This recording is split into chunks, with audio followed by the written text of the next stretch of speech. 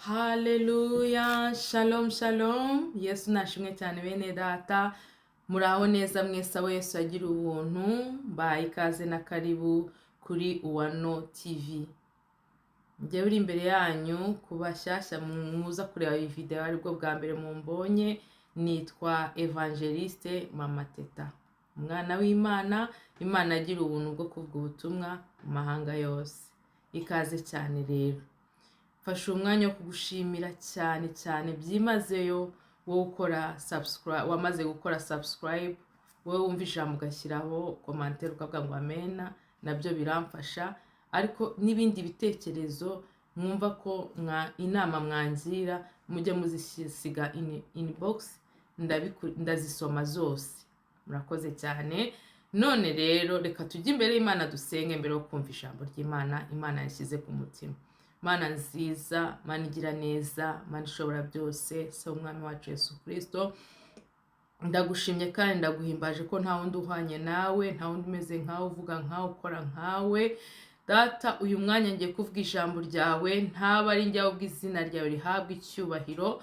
Mana, umuntu wese uzumva ijambo ryawe rizagira aho rimukura, rigere n'aho rimushyira, ahubwo ntazarisige aho yaryumviye ngo rinyure mu gutwi rihingukire mu kundi. Iri jambo reka twese ritubere urwego n'impamba bizatugeza iwawe mu ijuru, mu izina rya Yesu, amen. Ijambo tujye kwigaho uyu munsi riri muri Zaburi y'ijana 25 kuva ku murongo wa mbere kugera ku wa 5.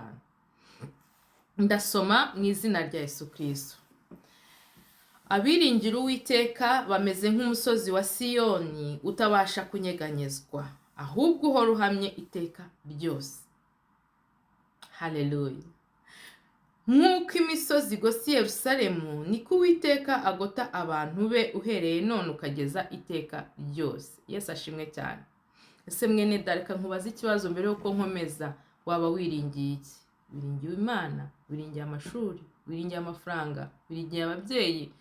Ibyiringiro byawe biri kuki? Biri kuri nde? Ubihagaze he? Tusomye ijambo ry'Imana riratubwira ngo abiringira Uwiteka bameze nk'umusozi wa Siyoni utabasha kunyeganyezwa. Abiringira ubutunzi bwabo umunsi bwavuyeho bazahagarara he? Bazaba ari hehe? Uyu munsi wa none reka twiringire Imana twese. Ibyago n'amakuba ni byinshi muri iyi si ya none, ariko niwiringira Imana nta stroke, nta stress, nta bibazo, kuko Imana izaguha amahoro yo mu mutima. Izakurinda. Uzaba umeze nk'umusozi wa Siyoni. Reka wenda Siyoni ntaho twageze da. Nk'umusozi wa Mont Kigali, abageze i Kigali, cyangwa nk'umusozi waho wavukiye, ku musozi w'iwanyu. Haleluya. Uriya musozi ntushobora kunyeganyezwa.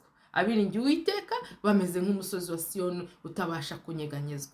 Aha ijambo igice cya kabiri avuga ngo nk'uko imisozi igose Yerusalemu, ngo niko Uwiteka agose abantu be. Nshuti yanjye, iringira Imana, ugume mu Mana. Imana irakugose, Imana iragutwikiriye, Imana irakurinze, kandi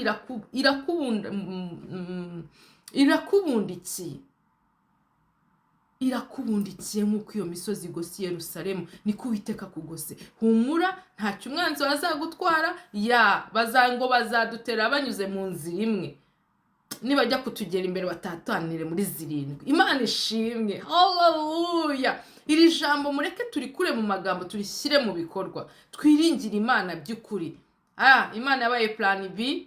Hari umuntu uba ufite diploma akavuga ati nibidakunda muri Yesu nziringira diplome yanjye. Oya, ibyiringiro byawe bigume mu Mana 100%. Imana izagufasha. Ariko Imana ifasha nanone uwifashije kuva mu bunebwe, va muri bya bintu ngo yaravuze ntukore, itera intambwe imwe, wiringire, Imana izagushoboza. Imana ishimwe cyane.